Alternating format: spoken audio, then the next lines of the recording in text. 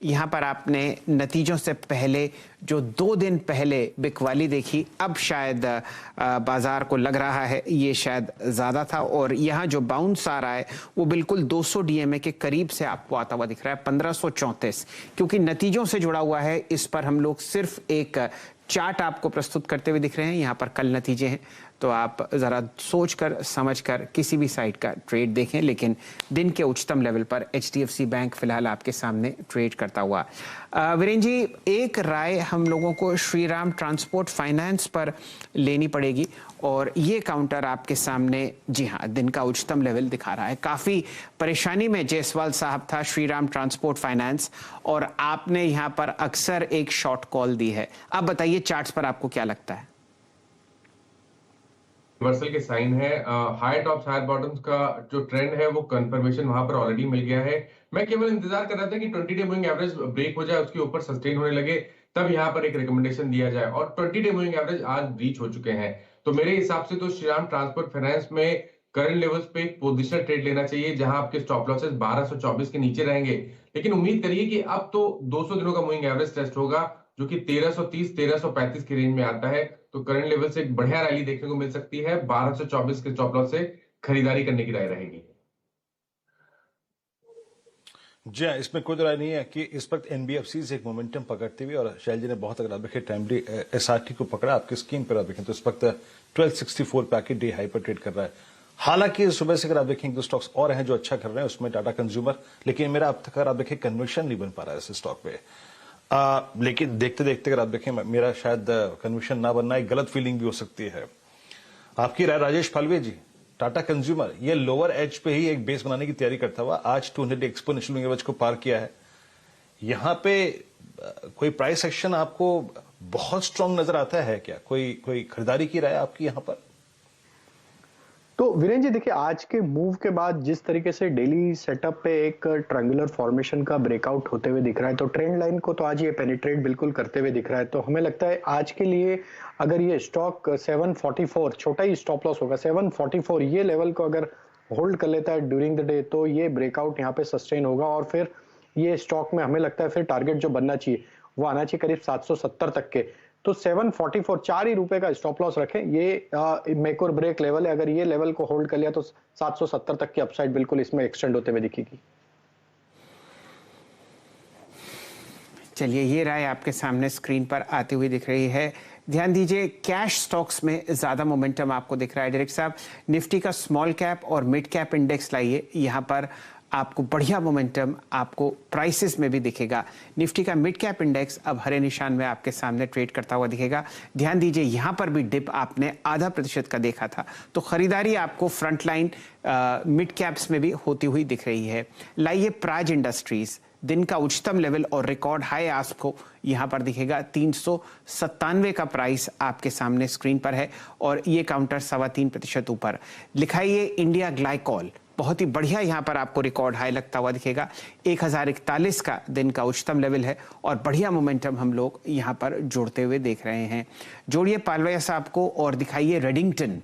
Redington का counter आपके सामने जो फिलहाल स्क्रीन पर चल रहा है, यहाँ पर दिन के लो से एक बहुत ही बढ़िया मोमेंटम ट्रेड आपको बनता हुआ दिख रहा है। 168, 169 का प्राइस आपके सामने है, और ये काउंटर बढ़िया कोशिश करता हुआ तेजी में बढ़ने की। 9,50,000 शेयर ट्रेड हुए हैं।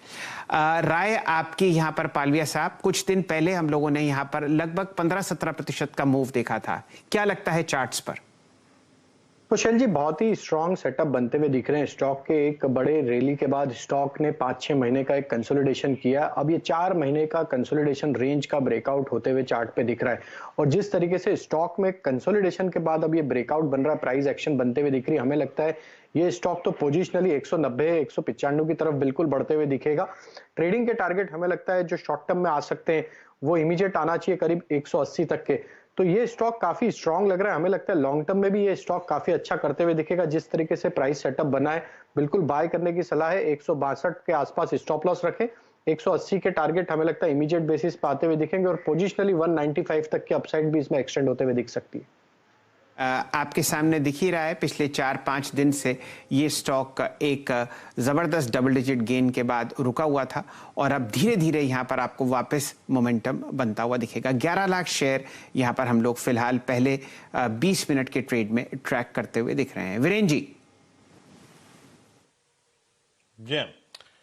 आपके स्क्रीन पर आप देखें इंटर में काफी अच्छी खासी तेजी है और अगर आप कुछ स्टॉक्स को देखें जहां पे अच्छा मूव आ रहा है उसमें केमिकल स्पेस में एसआरएफ आज भी ओवरशूट कर चुका है। जनाब सुबह डिस्कस कर रहे थे हम कि ये स्टॉक चलेगा और अगर आप देखें अच्छा मूव देगा क्योंकि ओआई रिलेशंस इसमें काफी स्ट्रांग हुए थे, अच्छा करता हुआ। डीएलएफ आपकी स्क्रीन पे डे हाई पे फ्लोट करता हुआ। आईआरसीटीसी के आज हल्ले मचे हुए हैं, बाकी सीमेंट अच्छा करता हुआ। एसीसी पे भी कॉल ली डे हाई पर।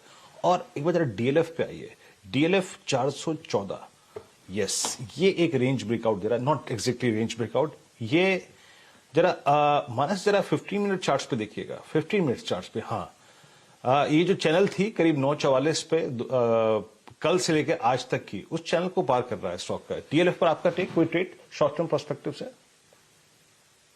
पहले ट्रेंड को समझिए क्योंकि यहाँ पर जो ट्रेंड है वो हाई टॉप्स हायर बॉटम्स का ट्रेंड है। 2 दिन पहले मेरे ख्याल से 425 के आसपास के हाइज बने, 2 दिनों में करेक्शन देखने को मिला, लेकिन उस करेक्शन में ही 20 डे मूविंग एवरेज के नीचे नहीं फिसला।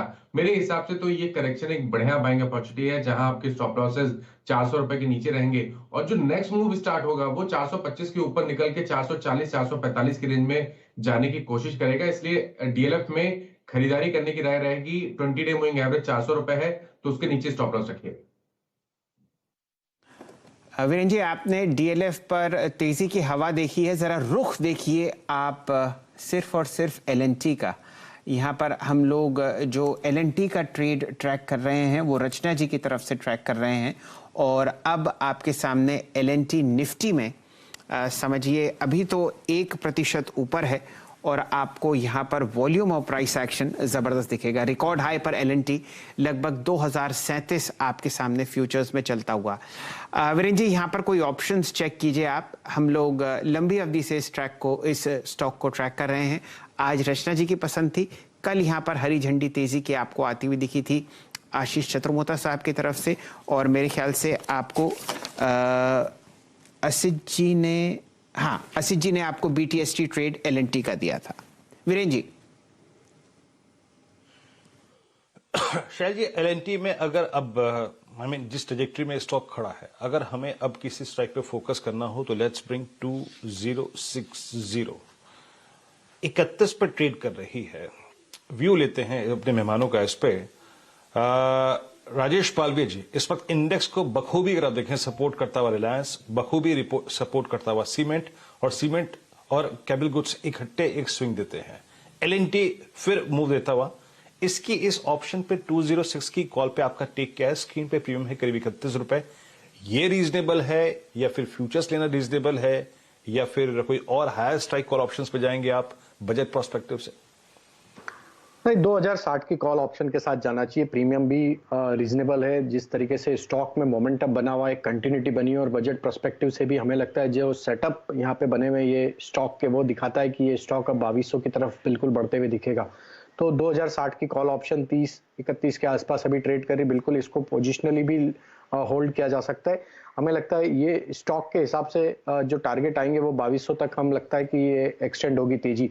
तो इस कॉल ऑप्शन के टारगेट हम प्रोजेक्ट कर रहे हैं 42 से 44 तक के। करंट लेवल से स्टॉप लॉस रखेंगे करीब 23 रुपए का। तो 2060 की कॉल ऑप्शन बिल्कुल बाय की जा सकती है।